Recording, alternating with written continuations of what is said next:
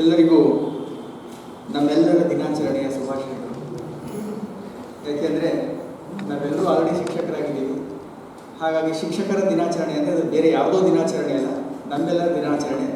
ಮತ್ತು ಅದಕ್ಕೆ ವಿಶೇಷವಾಗಿ ಇವತ್ತಿನ ದಿನ ಯಾಕೆ ವಿಶೇಷ ಅನಿಸುತ್ತೆ ಅಂದರೆ, ನಾವು 17 ವರ್ಷದಿಂದ ಈ ದಿನಾಚರಣೆಯನ್ನು ಈ ವಿಭಾಗದಲ್ಲಿ ಆಚರಣೆ ಮಾಡ್ಕೊಂಡು ಬರ್ತಾ ಇದ್ದೀವಿ. ಆದರೆ ಇವತ್ತು ಎಲ್ಲ ವಿದ್ಯಾರ್ಥಿಗಳು ಒಂದು ವಿಶೇಷವಾಗಿರ್ತಕ್ಕಂತಹ ಸಾಂಸ್ಕೃತಿಕ ಪೋಷಾಕಗಳನ್ನು ಹಾಕ್ಕೊಂಡು ಒಂದು ನಮ್ಮ ಭಾರತೀಯ ನೆಲೆಗಟ್ಟಿನಲ್ಲಿ ಈ ದಿನಾಚರಣೆಯನ್ನು ಆಚರಿಸೋಣ ಅನ್ನುವಂತಹ ಮನೋಭಾವನೆಯಿಂದ ಇವತ್ತೆಲ್ಲರೂ ಸೇರಿರೋದ್ರಿಂದ ಈ 16 ವರ್ಷಗಳ ದಿನಾಚರಣೆಯಿಂದ 17ನೇ ವರ್ಷದ ದಿನಾಚರಣೆ ಒಂದು ವಿಶೇಷತೆಯನ್ನು ಪಡ್ಕೊಂಡಿದೆ ಅಂತ ಹೇಳೋದಕ್ಕೆ ಇಷ್ಟಪಡ್ತೀನಿ. ಈ ಕಾರ್ಯಕ್ರಮದ ಅಧ್ಯಕ್ಷತೆಯನ್ನು ವಹಿಸಿರುವಂತಹ ಪ್ರಾಧ್ಯಾಪಕರಾಗಿರ್ತಕ್ಕಂತಹ ಡಾಕ್ಟರ್ ಸಂಗೀತಾ ಅವರೇ ಮತ್ತು ಈ ವಿಭಾಗದ ಗೆಸ್ಟ್ ಫ್ಯಾಕಲ್ಟಿಗಳಾಗಿರುವಂತಹ ಮಡಿವಾಳ್ರೆ, ಶಿಲ್ಪಾ ಅವರೇ, ಮಧು ಅವರೇ ಮತ್ತು ನಮ್ಮ ವಿಭಾಗದ ನಾನ್ ಟೀಚಿಂಗ್ ಸ್ಟಾಫ್ ಆಗಿರುವಂತಹ ರಮೇಶ್ ಅವರೇ, ಮಂಜುನಾಥ್ ಅವರೇ ಮತ್ತು ವಿಭಾಗದಲ್ಲಿ ಸಂಶೋಧನೆಯನ್ನು ಕೈಗೊಳ್ತಾ ಇರುವಂತಹ ಎಲ್ಲ ಸಂಶೋಧಕರೇ ಮತ್ತು ವಿಭಾಗದ ದ್ವಿತೀಯ ಮತ್ತು ಪ್ರಥಮ ವರ್ಷದ ವಿದ್ಯಾರ್ಥಿಗಳು. ಈಗಾಗಲೇ ನನ್ನ ಹಿಂದೆ ಮಾತಾಡಿರುವಂತಹ 3 ಜನ ಈ ಕಾರ್ಯಕ್ರಮದ ಔಚಿತ್ಯತೆ ಬಗ್ಗೆ ಮಾತಾಡಿದ್ದಾರೆ. ಯಾಕೆ ಶಿಕ್ಷಕರ ದಿನಾಚರಣೆಯನ್ನು ಮತ್ತೆ ಮತ್ತೆ ನಾವು ಆಚರಿಸ್ಕೊಳ್ಬೇಕಾಗಿದೆ ಅನ್ನುವಂಥದ್ದು.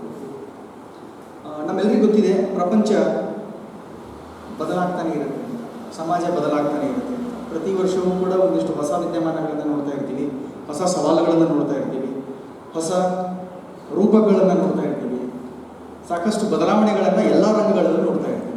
ಸೊ ಹಾಗಿದ್ದಾಗ ಲಾಸ್ಟ್ ಇಯರ್ ಸೆಲೆಬ್ರೇಟ್ ಮಾಡಿರುವಂಥ ಟೀಚರ್ಸ್ ಡೇಗೂ ಈ ವರ್ಷ ಸೆಲೆಬ್ರೇಟ್ ಮಾಡ್ತಾ ಇರುವಂಥ ಟೀಚರ್ಸ್ ಡೇಗೂ ಏನಾದರೂ ವ್ಯತ್ಯಾಸ ಇದೆಯಾ, ಅಥವಾ ಹಿಂದೆ 16 ವರ್ಷಗಳಲ್ಲಿ ಸೆಲೆಬ್ರೇಟ್ ಮಾಡಿರುವಂಥ ಶಿಕ್ಷಕರ ದಿನಾಚರಣೆಗೂ ಇವತ್ತಿಗೂ ಏನು ವ್ಯತ್ಯಾಸ ಇದೆ ಅನ್ನುವಂತಹ ಒಂದು ಅವಲೋಕನವನ್ನು ಮಾಡ್ಕೊಳ್ತಾ ಹೋಗಿ ನಮಗನ್ಸುತ್ತೆ ಸಮಯ ಸಾಕಷ್ಟು ಬದಲಾವಣೆಯನ್ನು ತರ್ತಾ ಇದೆ ಅಂತ. ವಿಭಾಗದಲ್ಲಿ ನಾವು 2006ರಲ್ಲಿ ಬಂದಾಗ ಈ ಜಾಗ ಸಾಕಾಗ್ತಿರಲಿಲ್ಲ. ಆ್ಯಕ್ಚುಲಿ ತುಂಬ ದೊಡ್ಡ ಗುಂಪು ಇತ್ತು. ಸುಮಾರು ಒಂದು 4-5 ವರ್ಷ ಅದೇ ರೀತಿಯಾಗಿ ದೊಡ್ಡ ಗುಂಪಿನಲ್ಲಿ ನಾವು ಬೋಧನೆಯನ್ನು ಮಾಡ್ತಾ ಇದ್ವಿ. ಇಷ್ಟು ಟೆಕ್ನಾಲಜಿಕಲ್ ಡಿವೈಸ್ಗಳು ಇರ್ತಾ ಇರಲಿಲ್ಲ. ಅದಾದಮೇಲೆ ಒಂದು ಬದಲಾವಣೆ ಬಂತು 2014-15ರಲ್ಲಿ 2 ವರ್ಷದ B.Ed ಆಯಿತು. ಒಂದಿಷ್ಟು ಸಂಖ್ಯೆ ಕಡಿಮೆ ಆಯಿತು ಅದರಲ್ಲಿ. ಅದಾದಮೇಲೆ ಬರ್ತಾ ಇನ್ನೂ ಸ್ವಲ್ಪ ಸಂಖ್ಯೆ ಕಡಿಮೆ ಆಗ್ತಾಯಿದೆ. ಆದರೂ ಪರವಾಗಿಲ್ಲ, ಒಂದು ಡಬಲ್ ಡಿಜಿಟ್ ನಂಬರ್ನ ನಾವು ಆಲ್ರೆಡಿ ಒಂದು 4-5 ವರ್ಷಗಳಿಂದ ನಿರಂತರವಾಗಿ ಮೇಂಟೈನ್ ಮಾಡ್ತಾ ಇರೋದು ನಮ್ಮ ಹೆಮ್ಮೆ ಮತ್ತು ಶ್ರೇಯವೂ ಕೂಡ. ಸೊ ಅದು ಬದಲಾವಣೆ ಸಂಖ್ಯೆಯಲ್ಲಿ ಆಗೋದಾದರೆ, ಸಮಾಜದಲ್ಲಿ ಮತ್ತು ಶಿಕ್ಷಣದಲ್ಲಿ ಎಲ್ಲ ವ್ಯವಸ್ಥೆಗಳಲ್ಲಿ ಬದಲಾವಣೆಗಳನ್ನು ಕಾಣ್ತಾ ಇದ್ದೀವಿ. ಪ್ರತಿ ಬಾರಿಯೂ ಕೂಡ ಶಿಕ್ಷಕರಿಂದ ಬದಲಾವಣೆಗೊಳ್ಳುವುದನ್ನು ನೀವು ಹೇಗೆ ಸರಿಪಡಿಸ್ತೀರಾ ಶಿಕ್ಷಣ ರಂಗದಲ್ಲಿ, ಮತ್ತು ಸಮಾಜಕ್ಕೆ ಹೇಗೆ ಅದನ್ನು ಒಯ್ದು ನೀವು ನೀಡ್ತೀರಾ ಅನ್ನುವಂತಹ ಪ್ರಶ್ನೆಗಳು ಮತ್ತೆ ಮತ್ತೆ ಮತ್ತೆ ಮೂಡ್ತಾನೆ ಇದೆ. ಹಾಗಾಗಿ ಶಿಕ್ಷಕರ ಜವಾಬ್ದಾರಿಗಳು ಯಾವುದೋ ಒಂದು ಕಾಲಘಟ್ಟದಲ್ಲಿ ಅಷ್ಟೇ ಇರೋಕ್ಕೆ ಸಾಧ್ಯನೇ ಇಲ್ಲ. ಅದು ನಿರಂತರವಾಗಿ ಮನುಷ್ಯ ಕುಲ ಯಾವಾಗ ಉಟ್ಕೊಳ್ತೋ, ಯಾವಾಗ ನಾವು ಚಿಂತನೆಯನ್ನು ಶುರು ಮಾಡಿದ್ವೋ, ಬದಲಾವಣೆಯನ್ನು ಬಯಸೋಕ್ಕೆ ಶುರು ಮಾಡಿದ್ವೋ, ಅಲ್ಲಿಂದ ಈ ಶಿಕ್ಷಕನ ವೃತ್ತಿ ಪ್ರವೃತ್ತಿಗಳು ಶುರುವಾಗಿವೆ ಅಂತ ನಾನು ಭಾವಿಸ್ತೇನೆ. ಹಾಗಾಗಿ ಶಿಕ್ಷಕರು ಶಾಲೆಗಳು ಅಷ್ಟೇ ಸಿಗಲ್ಲ, ನಮಗೆ ಶಿಕ್ಷಕರು ಮನೆಯಿಂದಲೇ ಸಿಗ್ತಾರೆ. ಮನೆಯಲ್ಲಿಯೇ ಸಾಕಷ್ಟು ವಿಷಯಗಳನ್ನು ಮತ್ತು ಸಮಾಜದಲ್ಲಿ ಸಾಕಷ್ಟು ವಿಷಯಗಳನ್ನು ಕಲಿತು ಮಗು ಶಾಲೆಗೆ ಬರುತ್ತೆ. ಅಲ್ಲಿಂದ ಒಂದು ರೂಢಿಪಾಠವನ್ನು ಮಾಡಿಕೊಂಡು ಒಂದಿಷ್ಟು ವಿದ್ಯಮಾನಗಳನ್ನು ನಾವು ಕಲೆ ಹಾಕಿ ಇಷ್ಟು ಕಲಿಯಲೇಬೇಕು ಅನ್ನುವಂತಹ ವಿಚಾರ ವಿನಿಮಯಗಳನ್ನು ಪ್ರತಿಯೊಬ್ಬ ಶಿಕ್ಷಕರು ಕಲಿಸ್ತಾ ಬರುವಂತಹ ಪ್ರವೃತ್ತಿಗಳನ್ನು ನಾವು ನೋಡ್ತಾ ಇದ್ದೀವಿ. ಅದು ಕೂಡ ಶಿಕ್ಷಣವೇ, ಅಲ್ಲಿ ಕೂಡ ಶಿಕ್ಷಕರಿರ್ತಾರೆ. ಹಾಗಾದಮೇಲೆ ಒಟ್ಟಾಗಿ ಶಿಕ್ಷಕರನ್ನು ಹಾಗೆ ಸಮಗ್ರವಾಗಿ ನೀವು ವ್ಯಾಖ್ಯಾನಿಸೋಕ್ಕೆ ಸಾಧ್ಯ ಆಗುತ್ತೆ ಅಂತ ನೋಡೋದು ಕೂಡ ಒಂದು ಹೊಸ ಚಿಂತನೆಯೇ ಆಗ್ಬೋದೇನೋ. ಯಾಕೆಂದರೆ ನಮ್ಮಲ್ಲಿ ತತ್ವಜ್ಞಾನಿಗಳು ತಮ್ಮದೇ ನಿಲುವಿನಲ್ಲಿ ಶಿಕ್ಷಕರನ್ನ ವ್ಯಾಖ್ಯಾನಿಸಿದ್ದಾರೆ, ಶಿಕ್ಷಣ ತಜ್ಞರು ತಮ್ಮದೇ ನಿಲುವಲ್ಲಿ ಶಿಕ್ಷಕರನ್ನ ವ್ಯಾಖ್ಯಾನಿಸಿದ್ದಾರೆ, ಧಾರ್ಮಿಕ ಗುರುಗಳು ತಮ್ಮದೇ ನಿಲುವಲ್ಲಿ ಶಿಕ್ಷಕರನ್ನ ವ್ಯಾಖ್ಯಾನಿಸಿದ್ದಾರೆ, ಸಾಮಾಜಿಕ ಚಿಂತಕರು ತಮ್ಮ ನಿಲುವನ್ನು ಇಟ್ಕೊಂಡು ಶಿಕ್ಷಕರನ್ನ ವ್ಯಾಖ್ಯಾನಿಸಿದ್ದಾರೆ. ಹಾಗಾದರೆ ಶಿಕ್ಷಕರಂದ್ರೆ ಯಾರು ಅನ್ನುವಂತಹ ಚಿಂತನೆಗಳನ್ನು ಮಾಡ್ತಾ ಹೋದರೆ ಯಾವುದೋ ಒಂದು ನೆಲೆಗಟ್ಟಲ್ಲಿ ನೀವು ಶಿಕ್ಷಕರನ್ನ ಹಿಡಿದಿಟ್ಕೊಳ್ಳೋಕೆ ಸಾಧ್ಯವಾಗಲ್ವೇನೋ ಅನ್ನುವಂತಹ ತೀರ್ಮಾನಕ್ಕೆ ನಾವು ಎಷ್ಟೋ ಸಾರಿ ಬರೋದಕ್ಕಾಗುತ್ತೆ. ಯಾಕೆಂದರೆ ಶಿಕ್ಷಕನ ವ್ಯಾಪ್ತಿಯೇ ಅಷ್ಟು ದೊಡ್ಡದಿದೆ. ಶಿಕ್ಷಕ ಬರೀ ಬೋಧನೆಗೆ ಅಷ್ಟೇ ಸೀಮಿತ ಆಗಲಿಕ್ಕಿಲ್ಲ. ಸಮಾಜದ ಎಲ್ಲ ರಂಗಗಳಲ್ಲಿ, ಜೀವನದ ಎಲ್ಲ ರಂಗಗಳಲ್ಲಿ ಯಾರು ಮಾರ್ಗದರ್ಶಕನಾಗಿರ್ತಾನೋ, ಯಾರು ಪರಿಪೂರ್ಣತೆಯನ್ನು ಹೊಂದುತ್ತಾನೋ ಮತ್ತು ಯಾರು ಇನ್ನುಳಿದ ಎಲ್ಲ ಜನಾಂಗಕ್ಕೆ ಪರಿಪೂರ್ಣತೆಯನ್ನು ಹೊಂದೋದಕ್ಕೆ ಅವಕಾಶವನ್ನು ಮಾಡಿಕೊಡ್ತಾನೋ, ಮಾದರಿಯಾಗಿರ್ತಾನೋ, ಅಂಥವನು ಶಿಕ್ಷಕನನ್ನಬಹುದೇನೋ ಅನ್ನುವಂಥ ಒಂದು ಪರಿಪೂರ್ಣ ವ್ಯಾಖ್ಯಾನವನ್ನು ನಾವು ಕಂಡುಕೊಳ್ಬೇಕಾಗಿರುವಂಥ ಅವಕಾಶವೂ ಕೂಡ ನಮಗೆ ಬಂದೊದಗಿದೆ ಅಂತ ಹೇಳ್ತೀವಿ. ನಾನು ಹೇಳಿದೆ, ಆ್ಯಕ್ಚುಲಿ ಸಮಾಜ ನಿರಂತರವಾಗಿ ಒಂದು ಡೈನಾಮಿಕ್ ಪ್ರೋಸೆಸ್ ಅಂತ ಹೇಳ್ತೀವಿ. ಆ್ಯಕ್ಚುಲಿ ಸೋಷಿಯಾಲಜಿ ಆಫ್ ಎಜುಕೇಷನಲ್ಲಿ ಹೇಳ್ತೀವಿ ನಾವು. Society is a dynamic in nature, and it changes from time to time. So as education also changes from time to time, and certain set of values are there, they are eternal, they can't be changed at any moment. But some kind of principles, some kind of laws, they plays a changing role here and there in the nature as well as in the society. So ಆ ಅಂಶವನ್ನು ಗಮನದಲ್ಲಿಟ್ಕೊಂಡು ಶಿಕ್ಷಕ, ನಾವು ಪ್ರತಿ ಬಾರಿ ಹೇಳ್ತಾ ಇರ್ತೀವಿ ಸಮಾಜ ತುಂಬ ಬದಲಾವಣೆ ಆಗ್ತಾ ಇದೆ ಅಂತೇಳಿ. ಹಾಗಿದ್ರೆ ಯಾಕೆ ಸಮಾಜ ಬದಲಾವಣೆ ಆಗ್ತಾ ಇರುವಂಥ ಅನ್ನುವಂಥ ಪ್ರಶ್ನೆಯನ್ನು ನಾವು ಒಮ್ಮೆ ಹಾಕೊಂಡ್ರೆ, ಮತ್ತು ಸಮಾಜ ಬದಲಾವಣೆ ಆಗ್ತಾ ಇದೆ ಅಂದರೆ ಅದು ಧನಾತ್ಮಕ ಬದಲಾವಣೆಯೋ ಅಥವಾ ಋಣಾತ್ಮಕ ಬದಲಾವಣೆಯೋ ಅನ್ನುವಂಥ ಇನ್ನೊಂದು ಪ್ರಶ್ನೆ ಹಾಕೊಂಡ್ರೆ, ಮತ್ತು ಮೂರನೇ ಬಹುಮುಖ್ಯವಾಗಿರ್ತಕ್ಕಂಥ ಪ್ರಶ್ನೆ, ಈ ಸಮಾಜವನ್ನು ತಿದ್ದೋದಕ್ಕೆ, ಸಮಾಜವನ್ನು ಮುನ್ನಡೆಸೋದಕ್ಕೆ ನಾನೇನು ಕೊಡಬಲ್ಲೆ ಅನ್ನುವಂಥ ಪ್ರಶ್ನೆಯನ್ನು ಹಾಕೊಂಡ್ರೆ ಮೋಸ್ಟ್ಲಿ ನಾವೆಲ್ಲರೂ ಶಿಕ್ಷಕರಾಗ್ತೀವಿ ಅಂತ. ಮೋಸ್ಟ್ಲಿ ಎಲ್ಲರೂ ಹೆಚ್ಚು ಕಡಿಮೆ ಒಂದನೇ ಸ್ಟೇಜಲ್ಲೇ ಸ್ಟಕ್ ಆಗಿದ್ದೀವಿ. ಸಮಾಜ ಬದಲಾವಣೆ ಆಗ್ತಾ ಇದೆ, ಶಿಕ್ಷಕರಿಗೆ ಬೆಲೆ ಇಲ್ಲ, ಸಮಾಜ ಬದಲಾವಣೆ ಆಗ್ತಾ ಇದೆ, ಶಿಕ್ಷಕರ ಮಾತು ಕೇಳ್ತಾ ಇಲ್ಲ ಅನ್ನುವಂತಹ ನಿಟ್ಟಿನಲ್ಲೇ ಸಾಕಷ್ಟು ನಾವು ಉಳ್ಕೊಂಡ್ಬಿಟ್ರೆ ಮುಂದಿನ ಹಂತಗಳಿಗೆ ನಾವು ಬರೋದೇ ಇಲ್ಲ. ಹಾಗಾಗಿ ಆ ಮೂರು ಪ್ರಶ್ನೆಗಳನ್ನು ಹಾಕೊಂಡಾಗ ನಾವು ಯಾವ ಸ್ಥಾನದಲ್ಲಾದರೂ ಪಾಠ ಮಾಡಲಿ, ಯಾವ ಮಟ್ಟಕ್ಕಾದರೂ ಪಾಠ ಮಾಡಲಿ, ನಾವು ಈ ಪ್ರಶ್ನೆಗಳನ್ನು ಹಾಕ್ಕೊಂಡು ಬದಲಾವಣೆಯನ್ನು ತರಬಲ್ಲೆ ನಾನು ಅನ್ನುವಂತಹ ಶಿಕ್ಷಕ ನಾನಾದಾಗ ಮಾತ್ರ ಇಡೀ ಮನುಕುಲಕ್ಕೆ ಒಬ್ಬ ಆಸ್ತಿ ಆಗೋದಕ್ಕೆ ಸಾಧ್ಯ ಆಗಬಾರ್ದು ಅಂತ. ಇಲ್ಲಾಂದರೆ ಬರೀ ನಾವು ನಮ್ಮ ಲೆವೆಲ್ಗೆ ಏನು ಉಳ್ಕೋಬೇಕು, ಬರೀ ಪಾಠವನ್ನು ಮಾಡಿಕೊಂಡು ಒಂದು ಕಂಪ್ಯೂಟರ್ ಏನು ಕೆಲಸ ಮಾಡುತ್ತೋ ಅಷ್ಟು ಮಾತ್ರ ಮಾಡೋರಾದರೆ ನಾವು ಖಂಡಿತವಾಗೂ ಈ ಸಮಾಜಕ್ಕೆ, ಈ ಮುಂದಿನ ಶತಮಾನಕ್ಕೆ ಶಿಕ್ಷಕರಾಗಿ ಉಳಿಯೋದಕ್ಕೆ ಸಾಧ್ಯವಾಗಲ್ವೇನೋ ಅನ್ನುವಂತಹ ಚಿಂತನೆಯನ್ನು ನಾವು ಮಾಡಬೇಕಾಗುತ್ತೆ. ಅದ್ರ ಜೊತೆಗೆ ಶಿಕ್ಷಣ ರಂಗವೇ ಒಂದು ರೇಸಲ್ಲಿದೆ. ಈಗ ಪ್ರತಿ ಯೂನಿವರ್ಸಿಟಿಯೂ ರೇಸಲ್ಲಿದ್ದೀವಿ. ಮೈಸೂರು ಯೂನಿವರ್ಸಿಟಿ ನಮಗಿಂತ ಮುಂಚೆ ಇದೆ, A+ ಅಂತ ಹೇಳ್ತೀವಿ, ನಮ್ಮದೇ ಇದೆ. IISc IITಗಳೆಲ್ಲ A+ ಇವೆ, ನಾವು A+ ಆಗಬೇಕು ಅಂತ ರೇಸಲ್ಲಿದ್ದೀವಿ. ನಮ್ಮಲ್ಲಿ ಬರುವಂತಹ ವಿದ್ಯಾರ್ಥಿಗಳು ರೇಸಲ್ಲಿದ್ದಾರೆ, ಫಸ್ಟ್ ಕ್ಲಾಸ್ ತಗೋಬೇಕು, ರ್ಯಾಂಕ್ ಹೊಡಿಬೇಕು ಅನ್ನುವಂತಹ ಅವ್ರು ರೇಸಲ್ಲಿದ್ದಾರೆ. ಅಷ್ಟಲ್ಲದೆ ಯಾರು ಚೆನ್ನಾಗಿ ಪರ್ಫಾರ್ಮ್ ಮಾಡ್ತಾರೋ ಉದ್ಯೋಗ ಸಿಗುತ್ತೆ ಅನ್ನುವಂತಹ ಉದ್ಯೋಗದ ರೇಸಲ್ಲಿದ್ದೀವಿ. ಸೊ ಇಡೀ ಪ್ರಪಂಚ ಒಂದಲ್ಲ ಒಂದು ರೇಸಲ್ಲಿ ಮುಳುಗೋಗಿದೆ. ಸೊ ಇಂತಹ ರೇಸ್ ಇರುವಂತಹ ಪ್ರಪಂಚದಲ್ಲಿ, ಇಂತಹ ಆಟಿಟ್ಯೂಡ್ ಇರುವಂತಹ ವಿದ್ಯಾರ್ಥಿಗಳ ಒಂದು ಗುಂಪಲ್ಲಿ ಶಿಕ್ಷಕರು ಯಾವ ರೀತಿಯಾಗಿರ್ತಕ್ಕಂತಹ ಪಾತ್ರವನ್ನು ನಿರ್ವಹಿಸಬೇಕಾಗಿದೆ ಆಗಿದೆ. ಈ ರೇಸನ್ನು ಹಾಗೆ ಬಿಟ್ಟು ಬಿಡಬೇಕು, ಅವ್ರು ಹೇಗಿದ್ದಾರೆ ಹಾಗೆ ಅಂತನೋ, ಅಥವಾ ಇಲ್ಲ ಇದು ರೇಸ್ ಅಷ್ಟು ಒಳ್ಳೆಯದಲ್ಲ, ಎಲ್ಲ ಕಡೆ ರೇಸ್ ಬೇಕಾಗಿಲ್ಲ, ಕೆಲವೊಂದು ಕಡೆ ಅಡೆತಡೆಗಳು ಬೇಕು, ಕೆಲವೊಂದು ಕಡೆ ನಾವು ಜೀವನದಲ್ಲಿ ತೃಪ್ತಿಯನ್ನು ಹೊಂದೋದು ಕೂಡ ಒಂದು ವಿಶೇಷವಾಗಿರ್ತಕ್ಕಂತಹ ಜೀವನ ಕೌಶಲ್ಯ ಅನ್ನುವಂತಹ ಮಟ್ಟವನ್ನು ಇಟ್ಕೊಂಡು ವಿದ್ಯಾರ್ಥಿಗಳಿಗೆ ಕಲಿಸಬೇಕು ಅನ್ನೋದು ಕೂಡ ಒಂದು ಚಾಲೆಂಜಿಂಗ್ ಟಾಸ್ಕ್. ಅದಕ್ಕೆ ನಿನ್ನೆ ಒಂದು ಪೇಪರಲ್ಲಿ ನಾನು ಸಣ್ಣ ಕ್ಯಾಪ್ಷನ್ ಬರೆದಿದ್ದೆ, ವಾರ್ತಾಭಾರತಿಗೆ ನೋಡಿರ್ತೀನಿ, ಸ್ಟೇಟಸಲ್ಲಿ ಹಾಕಿದ್ದೆ ನಾನು. ಅವ್ರು ಕೊಟ್ಟಿರುವಂಥ ವಿಷಯ ಭಾರಿ ವಿಶೇಷ ಆಗಿತ್ತು. ಶಿಕ್ಷಕರು ಅನುಭವಿಸುತ್ತಿರುವ ಸಮಸ್ಯೆಗಳು ಅಂತ, ಸವಾಲುಗಳಲ್ಲ, ಸಮಸ್ಯೆಗಳು. ಸಾಕಷ್ಟು ಸಮಸ್ಯೆಗಳಿವೆ. ಆ್ಯಕ್ಚುಲಿ ವಿದ್ಯಾರ್ಥಿಗಳು ಬರುವಂತಹ ಕ್ಲಾಸ್ ರೂಮ್ ಏನಿದೆ, ಅವರು ಪ್ರೀಡಿಟರ್ಮೈಂಡಾಗಿ ಬರ್ತಾ ಇದ್ದಾರೆ. ಇದು ನನ್ನ ಜಾತಿ, ಇದು ನನ್ನ ಧರ್ಮ, ನನ್ನ ಧರ್ಮವೇ ಶ್ರೇಷ್ಠ, ನಾನು ಕಲ್ತಿರುವಂಥ ಕಂಟೆಂಟೇ ಗ್ರೇಟು, ನಾನು ಓದಿರೋದೇ ಸತ್ಯ ಅನ್ನುವಂತಹ ಪ್ರೀಡಿಟರ್ಮೈಂಡ್ ಕಾನ್ಸೆಪ್ಟ್ ಇಟ್ಕೊಂಡು ಬರ್ತಿದ್ದಾರೆ. ನಾನೇ ಜಾಣ, ಎಲ್ಲರನ್ನ ಹಿಂದೆ ಹಾಕೋದೇ ನನ್ನ ಜವಾಬ್ದಾರಿ ಅಥವಾ ನನ್ನ ಒಂದು ಗೆಲುವು ಅನ್ನುವಂತಹ ಪ್ರೀಡಿಟರ್ಮೈಂಡ್ ಕಾನ್ಸೆಪ್ಟ್ಸ್ಗಳಿಗೆಲ್ಲ ಇಂತಹ ವಿದ್ಯಾರ್ಥಿಗಳಿಗೆ ಹೆಂಗೆ ಬದಲಾವಣೆ ಮಾಡ್ತೀರಾ ನೀವು? ಎಲ್ಲರೂ ಸಮಾನರು ಅನ್ನುವಂತಹ ಮಟ್ಟಿಗೆ ಹಾಕ್ತಾ ಇರ್ತೀರಾ. It's a big challenge for a teacher. ನೀವು ಎಷ್ಟು ಚೆನ್ನಾಗಿ ಬೇಕಾದರೂ ಪಾಠ ಮಾಡಿ, you may be an excellent teacher, no doubt about that, but these attitudes have to be changed from the students first and try to bring the equality among the students. ಎಲ್ಲರೂ ಒಂದು, ನಾವೆಲ್ಲರೂ ಇಲ್ಲಿ ಮನಕುಲದಲ್ಲಿ ಒಂದು ಭಾಗಿಯಾಗಿ ಬಂದಿದ್ದೀವಿ, ನಮ್ಮೆಲ್ಲರ ಜವಾಬ್ದಾರಿ ಸಮ ಇದೆ.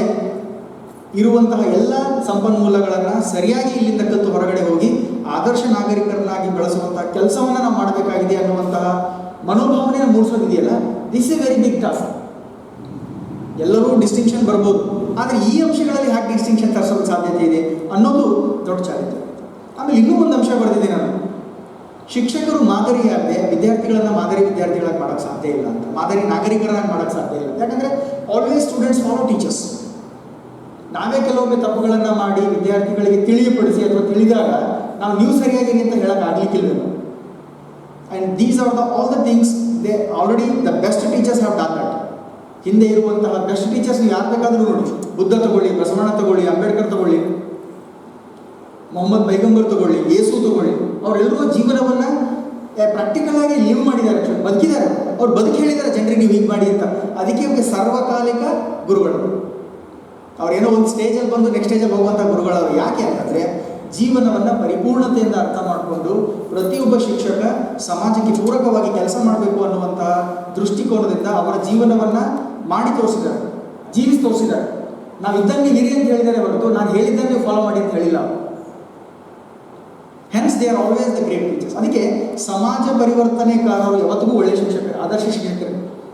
ಬರೀ BEd MAd ಮಾಡಿದಂಥವ್ರು ಮಾತ್ರ ಶಿಕ್ಷಕರು ಅಂತ ನಾವು ಅಂದ್ಕೊಂಡಿದ್ರಿ, ಅದು ತಪ್ಪದು. ಆ್ಯಕ್ಚುಲಿ ಸಮಾಜಕ್ಕೆ ಆದರ್ಶವಾಗಿರುವಂತಹ ಯಾವುದೇ ವ್ಯಕ್ತಿಯಾಗಿದೆ, ಕುವೆಂಪು ತಗೊಳ್ಳಿ, ಬೇಂದ್ರೆಯವರು ತಗೊಳ್ಳಿ, ಅರವಿಂದ್ ಘೋಷ್ ತಗೊಳ್ಳಿ, ವಿವೇಕಾನಂದ ತಗೊಳ್ಳಿ, ಅವರೆಲ್ಲರೂ ಆದರ್ಶ ಶಿಕ್ಷಕರು. ಸೊ ಹಾಗಿದ್ದಾಗ ಇಂತಹ ಭೌತಿಕ ಜೀವನವನ್ನು ನಾವು ಅವಲಂಬನೆ ಮಾಡಿಕೊಂಡು ರೇಸಲ್ಲಿ ಹೋಗ್ತಾ ಇದ್ದೀವಲ್ಲ, ಹಣ ಬೇಕು, ಅಂತಸ್ತು ಬೇಕು, ಆಸ್ತಿ ಬೇಕು, ವಿದ್ಯೆ ಬೇಕು, ಅದರಿಂದ ಒಂದಿಷ್ಟು ಅರ್ನಿಂಗ್ಸ್ ಮಾಡಬೇಕು, ಚೆನ್ನಾಗಿ ಮನೆ ಕಟ್ಕೋಬೇಕು, ಚೆನ್ನಾಗಿ ಕಾರಲ್ಲಿ ತಿರುಗಾಡಬೇಕು ಅನ್ನುವಂಥದ್ದು ಒಂದು ಲೆವೆಲ್ಗೆ ಓಕೆ, ಅದನ್ನು ಬೇಡ ಅಂತ ನಾನು ಹೇಳಲ್ಲ. ಭೌತಿಕ ಸಂಪನ್ಮೂಲಗಳು ಮನುಷ್ಯನಿಗೆ ಬದುಕೋದಕ್ಕೆ ಮೂಲಭೂತ ಅಂಶಗಳು ಬೇಕು.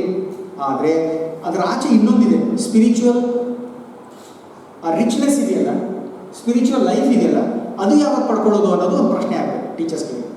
ಹಾಗಿದ್ರೆ ನಾವು ಎಷ್ಟು ದಿನ ಅಂತ ರಿಟೈರ್ಡ್ ಆಗೋರಿಗೆ ಹೀಗೆ ಹಣ ಗಳಿಸ್ಕೊಂಡು ಅದ್ರ ಬಗ್ಗೆನೇ ಯೋಚನೆ ಮಾಡ್ತಾ ಕೂತ್ಕೊಳ್ಬೇಕು, ಅಥವಾ ನನ್ನಲ್ಲಿರುವಂತಹ ಆ ಸ್ಪಿರಿಚುವಾಲಿಟಿನ ಹೊರಗೆ ಹಾಕಿ ಆ ಸ್ಪಿರಿಚುವಲ್ನೆಸ್ನ ವಿದ್ಯಾರ್ಥಿಗಳಲ್ಲಿ ಬೆಳೆಸೋದಕ್ಕೆ ಸಾಧ್ಯತೆ ಇದೆಯೋ? ಆ ಸ್ಪಿರಿಚುವಾಲಿಟಿ ತೋರಿಸ್ಬೇಕಾದ್ರೆ ಕೆಲವೊಮ್ಮೆ ನಾವು ಸೋಲ್ಬೇಕಾಗುತ್ತೆ, ಆ ಸ್ಪಿರಿಚುವಾಲಿಟಿ ತೋರಿಸ್ಬೇಕಾದ್ರೆ ನನ್ನನ್ನು ಕೆಳಗೆ ಹಾಕೋಬೇಕಾಗುತ್ತೆ, ಆ ಸ್ಪಿರಿಚುವಾಲಿಟಿ ತೋರಿಸ್ಬೇಕಾದ್ರೆ ನನ್ನನ್ನು ಕಷ್ಟದ ಪರಿಸ್ಥಿತಿಯಲ್ಲೂ ನಿಭಾಯಿಸ್ಕೋಬೇಕಾಗುತ್ತೆ. ಸೊ ಅಂತಹ ಸ್ಪಿರಿಚುವಾಲಿಟಿನ ಯಾಕೆ ಶಿಕ್ಷಕರು ಬೆಳೆಸ್ಕೊಳ್ಬಾರ್ದು ಅನ್ನುವಂಥ ಪ್ರಶ್ನೆಯೂ ಕೂಡ ಈ ಥರದ ಒಂದು ಶಿಕ್ಷಕರ ದಿನಾಚರಣೆಯಲ್ಲಿ ನಾವು ಹಾಕೊಳ್ಬೇಕಾಗಿರುವಂಥದ್ದು ಬಹಳ ಮುಖ್ಯ. ಯಾಕೆಂದರೆ ನಾವು ಎಷ್ಟೇ ಪಡ್ಕೊಳ್ಳಿ, ಏನೇ ಪಡ್ಕೊಳ್ಳಿ, ಕೊನೆಗೆ ಇರುವಂತಹ ಅಂಶ ಏನು ಅಂತಂದರೆ ನಾವು ಆಧ್ಯಾತ್ಮಿಕವಾಗಿ ಹೇಗೆ ನಾವು ವಾಳ್ತಾ ಇದ್ದೀವಿ, ಜೀವನದ ಕೊನೆಯ ಹಂತವನ್ನು ನಾವು ತಲುಪ್ತಾ ಇದ್ದೀವಿ ಅನ್ನೋದು ಮುಖ್ಯ ಆಗುತ್ತೆ. ಆ ಸ್ಪಿರಿಚುವಾಲಿಟಿ ಬರದೇ ಇದ್ದರೆ ಜೀವನವೇ ಇನ್ಕಂಪ್ಲೀಟ್ ಅಂತ ಹೇಳ್ತಾರೆ. ಆ್ಯಕ್ಚುಲಿ ನೀವು ಭೌತಿಕವಾಗಿ ಬದುಕ್ತಾ ಹೋದರೆ, ಆ ಐಶ್ವರ್ಯ ನೋಡ್ಕೊಂಡೇ ಬದುಕ್ತಾ ಹೋದರೆ ನೀವು ಕಂಪ್ಲೀಟಾಗಿ ಆಗೋಕ್ಕೆ ಸಾಧ್ಯನೇ ಇಲ್ಲ ಅನ್ನುವಂಥದ್ದು. ಸೊ ಇಂತಹ ಒಂದು ಅಂಶವನ್ನು ನೋಡಿದಾಗ ಪ್ರಪಂಚದಲ್ಲಿ ಬೇರೆ ಬೇರೆ ದೇಶಗಳ ವಿದ್ಯಮಾನಗಳನ್ನು ನೋಡಿ, ತುಂಬ ಡೆವಲಪ್ಡ್ ಕಂಟ್ರೀಸ್ ಅಂತ ಹೇಳಬೇಕಾದ್ರೆ ಯಾರು GDP ಸ್ಟ್ರಾಂಗ್ ಇದೆಯೋ ಅವ್ರು ಡೆವಲಪ್ಡ್ ಅಂತ ಹೇಳ್ತೀವಿ, ಯಾರು ಇಕಾನಮಿ ಸ್ಟ್ರಾಂಗ್ ಇದೆಯೋ ಅವ್ರು ಮುಂದುವರೆದ ದೇಶ ಅಂತ. ಯಾವ ಅಂಶದಲ್ಲಿ ಮುಂದುವರೆದ ದೇಶ ಅವರಾಗಿದ್ದಾರೆ? ಇಕನಾಮಿಕ್ ಆಸ್ಪೆಕ್ಟಲ್ಲಿ okay. What about spiritual aspect? What about the happiness of the people? ಹಣ ಇದ್ದರೆ ಮಾತ್ರ ಸಂತೋಷವಾಗಿರ್ತಾರೆ ಅಂದರೆ ಅಮೆರಿಕದಲ್ಲಿರುವಂಥ ಎಲ್ಲರೂ ಸಂತೋಷವಾಗಿರಬೇಕಾಗಿತ್ತು, ಕಷ್ಟನೇ ಇರ್ತಿರಲಿಲ್ಲ. ಹಾಗಾಗಿ ಹಣ ಒಂದೇ ಎಲ್ಲವೂ ಅಲ್ಲ, ಅದಕ್ಕಿಂತ ಮಿಗಿಲಾಗಿ ಇನ್ನೊಂದಿದೆ. ಏನು? ನೆಮ್ಮದಿ, ಶಾಂತಿ, ಪ್ರೀತಿ, ವಿಶ್ವಾಸ. ಅದಕ್ಕೆ ಈ ಅಂಶಗಳನ್ನು ನಾವು ಹೆಚ್ಚಾಗಿ ಫೋಕಸ್ ಮಾಡಬೇಕಾಗಿದೆ ಟೀಚಿಂಗ್ ಲರ್ನಿಂಗ್. ಇಷ್ಟು ದಿನ ಹೇಳಿದ್ವಿ ಕಂಟೆಂಟ್ ಚೆನ್ನಾಗಿ ಸ್ಟ್ರಾಂಗ್ ಆಗಿ ಮಾಡೋಣ, ಮೆಥಡಾಲಜೀಸ್ ಬಳಸ್ಕೊಳ್ಳೋಣ, ಟೆಕ್ನಾಲಜಿ ಬಳಸ್ಕೊಳ್ಳೋಣ, ಓಕೆ ಫೈನ್, ಬೇಗ ಬೇಡ ಅಂತ ಹೇಳ್ತಾ ಇಲ್ಲ. ಟೆಕ್ನಾಲಜಿ ಹೆಚ್ಚೆಚ್ಚು ಬಳಸ್ಕೊಂಡಷ್ಟು ಹೆಚ್ಚೆಚ್ಚು ಡಿವಿಯೇಟ್ ಆಗ್ತಾ ಇದ್ದೀವಿ ನಾವು, ಛಿದ್ರ ಆಗ್ತಾ ಇದ್ದೀವಿ ನಾವು, ದೂರ ಆಗ್ತಾ ಇದ್ದೀವಿ ನಾವು. ಅದೆಲ್ಲವನ್ನ ಹೋಗಲಾಡಿಸಿ ಯಾಕೆ ಸಮಗ್ರವಾಗಿ ನಮ್ಮ ಎಲ್ಲರನ್ನ ಹಿಡಿದಿಟ್ಕೊಳ್ಳುವಂಥ ಒಂದು ಶಕ್ತಿ ಶಿಕ್ಷಕರಾಗಬಾರ್ದು ಅನ್ನುವಂಥ ಚಿಂತನೆಯನ್ನು ನಾವು ಮಾಡಬೇಕಾಗಿದೆ. ಅದ್ರ ಜೊತೆಗೆ ಇಷ್ಟೆಲ್ಲ ವಿಷಯಗಳನ್ನು, ಇಷ್ಟೆಲ್ಲ ಆರಾಮಿ ಜೀವನವನ್ನು ನಡೆಸಿದಾಗಲೂ ಕೂಡ ನಾವು ಲಾಂಗ್ ಲೈಫ್ ಹ್ಯಾಪಿಯಾಗಿ ಬದುಕೋಕ್ಕಾಗ್ತಾ ಇಲ್ಲ. ನಾನು ಹೇಳ್ತಾ ಇಲ್ಲ, ವರ್ಲ್ಡ್ ಹೆಲ್ತ್ ಆರ್ಗನೈಸೇಷನ್ ಹೇಳ್ತಾ ಇದ್ದೀನಿ. ಹಾಗಿದ್ರೆ ಅಮೆರಿಕನ್ಸ್ ಎಲ್ಲರೂ ಕೂಡ ತುಂಬ ಸಂತೋಷವಾಗಿರ್ತಕ್ಕಂಥ ಜೀವನವನ್ನು ನಡೆಸ್ತಾ ಇದ್ದಾರಾ? ಇಲ್ಲ. ಸಂತೋಷದಾಯಕ ಸೂಚ್ಯಾಂಕ ಇದೆ ಆ್ಯಕ್ಚುಲಿ, ಫಿನ್ಲೆಂಡ್ ಅದರಲ್ಲಿದೆ. ವಿಶೇಷ ಅನಿಸುತ್ತೆ, ಅಮೆರಿಕ ಇಲ್ಲ ಅಲ್ಲಿ ಟಾಪ್ ಲಿಸ್ಟಲ್ಲಿ. ಭಾರತ 136ನೇ ರ್ಯಾಂಕಿಂಗ್ ಇದೆ. ಅಂದರೆ ಭಾರತದಲ್ಲಿ ಜನ ಸಂತೋಷವಾಗಿ ಜೀವನವನ್ನು ಮಾಡ್ತಾ ಇಲ್ಲ ಅಂತ ಹೇಳ್ತಾರೆ. ಯಾಕೆ ಹೀಗಾಗ್ತಾ ಇದೆ? ಇದ್ರ ಬಗ್ಗೆ ಶಿಕ್ಷಕರು ಯಾವಾಗ ಚಿಂತನೆ ಮಾಡಬೇಕಾಗಿದೆ? ಹಾಗಿದ್ರೆ ಸಂತೋಷವಾಗಿ ಬದುಕುವಂತಹ ಮಾರ್ಗ ಏನಿದೆ? ನಮ್ಮಲ್ಲಿ ಸಾಕಷ್ಟು ಫಿಲಾಸಫರ್ಸ್ ಹೇಳಿದ್ದಾರೆ, ಬುದ್ಧ ಹೇಳಿದ್ದಾರೆ, ಪೈಗಂಬರ್ ಹೇಳಿದ್ದಾರೆ, ಬಸವಣ್ಣ ಹೇಳಿದ್ದಾರೆ, ಅಥವಾ ಯೇಸು ಹೇಳಿದ್ದಾರೆ, ಎಲ್ಲರೂ ಹೇಳಿದ್ದಾರೆ ಸಂತೋಷವಾಗಿ ಯಾಕೆ ಬದುಕಬೇಕು. ಅದಕ್ಕೆ ಪೂರಕವಾಗಿ ಇತ್ತೀಚೆಗೆ ನನಗೆ ಬಹಳ ಒಂದು ಇಂಪಾರ್ಟೆಂಟ್ ಪುಸ್ತಕ ಸಿಕ್ಕಿತು, ಇಕಿಗಾಯಿ ಅಂತ. ಕೇಳಿರ್ತೀರ ಪುಸ್ತಕ ಹೆಸರು? ಕೇಳದಿದ್ರೆ ಬಹಳ ಒಳ್ಳೆಯದು, ನಾನು ಹೇಳ್ತೀನಿ ಅದರ ಬಗ್ಗೆ ಏನು ಅಂತ. ಯಾಕೆ ಆ ವಿಷಯವನ್ನು ಪ್ರಸ್ತಾವನೆ ಮಾಡ್ತಾ ಇದ್ದೀನಿ ಅಂತಂದರೆ, ಇಕಿಗಾಯಿ ಅನ್ನುವಂಥ ಒಂದು ಪರಿಕಲ್ಪನೆ ಏನಿದೆ, ಇದು ಜಾಪನೀಸ್ ಪರಿಕಲ್ಪನೆ. ನಿಮ್ಮೆಲ್ಲರಿಗೂ ಗೊತ್ತಿದೆ, ಪ್ರಪಂಚದಲ್ಲಿ ಅತಿ ಹೆಚ್ಚಿನ ಜೀವಿತಾವಧಿಯನ್ನು ಹೊಂದಿರುವಂತಹ ಜನರು ಯಾವ ದೇಶದಲ್ಲಿದ್ದಾರೆ ಅಂದರೆ ಅದು ಜಪಾನ್ನಲ್ಲಿದ್ದಾರೆ. ಸರಿನಾ? ಯಾಕಂದರೆ ಜಪಾನಲ್ಲಿ 80 ವರ್ಷಗಳಿಗಿಂತ ಹೆಚ್ಚು ಬದುಕುವವರ ಸಂಖ್ಯೆ ಜಾಸ್ತಿ ಇದೆ. ಇತ್ತೀಚೆಗೆ ನೋಡ್ತಾ ಇದ್ದೀವಿ 20-30 ವರ್ಷಕ್ಕೆಲ್ಲವೂ ಕೂಡ ಹಾರ್ಟ್ ಅಟ್ಯಾಕ್ಗಳಾಗ್ತಾ ಇದೆ, ಎಲ್ಲ ರೋಗಗಳು ಬರ್ತಾ ಇವೆ ಅಂತ ಹೇಳ್ತೀವಿ. ಹೌದಾ? ಇಷ್ಟೆಲ್ಲ ವಿದ್ಯಾವಂತರಲ್ಲೇ ಹೆಚ್ಚಿನ ರೋಗಗಳು ಬರ್ತಾ ಇವೆ ಅನ್ನೋದು ಹೇಳ್ತೀವಿ. ಅಂದರೆ ಎಲ್ಲೂ ಬದುಕುವ ಕಲೆಯನ್ನು ನಾವು ಮರ್ತು ಬಿಟ್ಟಿದ್ದೀವಿ ಅಂತ. ಎಲ್ಲ ರಭಸಗಳಲ್ಲಿ ಬದುಕುವ ಕಲೆನೇ ಮರ್ತು ಬಿಟ್ಟಿದ್ದೀವಿ, ಸಂತೋಷವಾಗಿರೋದನ್ನೇ ಮರ್ತು ಬಿಟ್ಟಿದ್ದೀವಿ ಅಂತ. ಸೊ ಅದಕ್ಕೆ ಪೂರಕವಾಗಿ ಇಕಿಗಾಯಿ ಎನ್ನುವಂಥ ಒಂದು ಪುಸ್ತಕ ನನ್ನ ಫ್ರೆಂಡು ಡಾಕ್ಟರ್ ಪ್ರದೀಪ್ ಕುಮಾರ್ ಅಂತ ಹೇಳಿ ನನಗೆ ಗಿಫ್ಟ್ ಕೊಟ್ಟರು. ಅದನ್ನು ಓದಿ ಸರ್, ನೀವು ಓದ್ತಿರ್ ತುಂಬ ಪುಸ್ತಕಗಳು ಅಂತ. ನನಗೆ ಅವತ್ತೇ ಅನ್ನಿಸ್ತು, ಈ ಪುಸ್ತಕ ಏನು ಓದಬೇಕು, ಎಲ್ಲಿ ಹೇಳಬೇಕಿದೆ ಅಂತ, ಎಲ್ಲೋ ಒಂದು ಅವಕಾಶ ಸಿಗುತ್ತೆ ಅಂತ. ನಿನ್ನೆ ನೀವೆಲ್ಲರೂ ಪ್ರೋಗ್ರಾಮ್ ಇದೆ ಅಂತ ಅಂದ್ಕೊಂಡಾಗ ಅನ್ನಿಸ್ತು ನನಗೆ, yes, this is the right place and right context to share my views on ikigai. 196 ಪುಟದ ಪುಸ್ತಕ ಇದೆ. ಸಾಧ್ಯವಾದರೆ ಓದಿ ಅದನ್ನು. ನಿಮ್ಮ ವಿದ್ಯೆಗೆ, ಉದ್ಯೋಗಕ್ಕೆ ಅಲ್ಲ, ಅದು ನಿಮ್ಮ ಜೀವನಕ್ಕೆ. ಅದರಲ್ಲಿರುವಂಥ ಸಾರವನ್ನು ನಿಮ್ಮ ಜೊತೆ ಹಂಚಿಕೊಳ್ಳೋ ಪ್ರಯತ್ನವನ್ನು ನಾನು ಮಾಡ್ತೀನಿ. ಆ ಇಕಿಗಾಯಿನ ಸಬ್ ಟೈಟಲ್ ಏನಿದೆ ಅಂತಂದರೆ, Japanese secret to a long and happy life ಅಂತ. ಯಾಕೆ ಜಪಾನ್ ದೇಶದ ಜನರು ಅಷ್ಟು ಲಾಂಗು ಮತ್ತು ಹ್ಯಾಪಿಯಾಗಿ ಬದುಕ್ತಾರೆ ಅಂತ.